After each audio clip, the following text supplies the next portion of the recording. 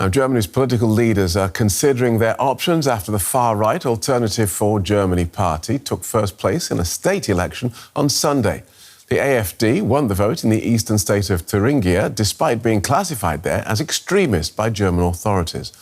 The AfD won almost a third of Thuringia's votes and came a close second in the neighbouring state of Saxony.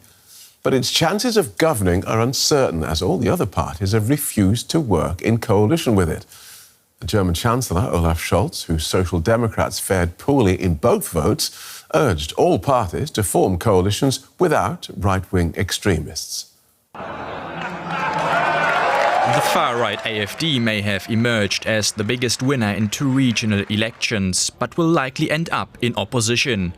All mainstream parties have pledged to uphold a firewall against entering a coalition with the anti-migration party in both Thuringia and Saxony. But although a clear majority didn't cast their vote for the AfD and don't want to see it govern, some say it has a mandate to form a coalition. In certain matters, you just have to come together in the interest of democracy. The share of votes is simply too big. At some point, you have to ensure that people see their choices being reflected. I think they should be given the chance to work together with everyone. Only then can you say whether they're up to it or not. By denying them that chance by claiming to be too good, you actually end up elevating them, and you shouldn't do that. But there is concern about the rise of the far right. The fact that the AfD has done so well, especially in rural areas, is concerning. I think it's basically right not to work with them. But it's hard to see a government being formed at all then. It's terrible. Absolutely terrible. I don't know what will become of Germany. And while the AfD say they have a right to govern in state-level coalitions, the parties running the national government are under pressure. They barely managed to scrape 10% of the vote combined. With just a year to go before federal elections, these results are likely to increase the tensions felt by Olaf Scholz's already divided coalition. Well, Matthias Dilling is a political scientist and lecturer at Trinity College, Dublin. I asked him why the AfD is so popular here in Germany. Thank you. Yes, indeed. I mean, Germany looks more fragmented and polarized than we've seen in a long time, maybe ever in its post-war history. And the basis for this is a complex mix of issues. On the one hand, we have so-called positional issues. These are issues that parties differ on, and voters vote for the party that is closest to their preferred position, including immigration and criminality. But we also have kind of intense discussions around so-called valence issues. These are issues where parties usually agree on a particular position, and voters vote based on competence, including peace, centered, for instance, in this campaign, centered around Russia's war against Ukraine, but also political representation and freedom of expression. And the AfD managed to capitalize on both types of issues. It's, of course, well known for its extreme positions on immigration and crime that embeds its opposition to the federal government's weapons delivery for Ukraine in a narrative that claims to be the party of peace.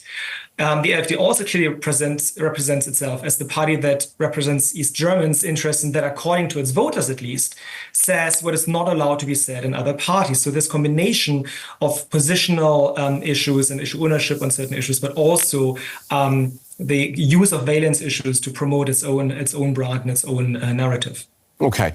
And so you mentioned there that they're particularly strong in the East. A lot of people are looking at these results and are wondering what's going to happen across the country. Do you expect these sorts of results to be replicated across the country, especially when, of course, Germany has federal elections next year? It's, of course, very hard to predict what will happen in next year's election. However, what we do know is that there has, for a very long time, been this consistent discrepancy. The AfD has always been much stronger in eastern states compared to many western states. And there is, at least to up to now no indication that this very clear and indeed, if anything, further reinforced regional divide is about to dissipate very soon. Okay. The other parties in these two states have said that they will not work with the AfD. Do you expect them to keep those promises?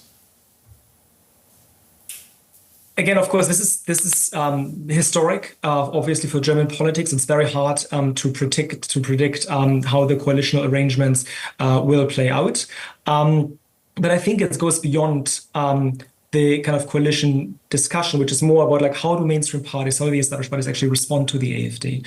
And here, a lot of the conversations have so far focused on kind of should the AfD be integrated, should the AfD's positions be adopted, and there's very strong social science evidence that this, what we often call accommodation strategy, is unlikely to put an end to the rise of the AfD or indeed win back voters from the AfD. So if that is a concern for the mainstream parties, that they want to stop the rise of the AfD and win back voters that they lost to the AfD, then the evidence suggests that an accommodation strategy will not be successful. What would be successful? I mean, that's obviously the million-dollar question. When responding to positional issues, it's worth remembering that positions don't equal narrative. So it is possible to be critical of immigration without entering the cultural and nationalist narrative of the AfD, but instead, for instance, discuss it for its economic challenges. And indeed, there is evidence that suggests that such a strategy has been effective in other countries to constrain the far right. On valence issues, it's important to push on how to achieve that outcome. If you think about the war on Russia's war against Ukraine, of course, nobody is against peace. But the question is, how can that be accomplished? And this is so instead of kind of simply adopting, embracing the same position, I think it's important to kind of push the AfD on, okay, what path do they actually see toward such a solution? And is that indeed a viable path? And finally, it's about credibility.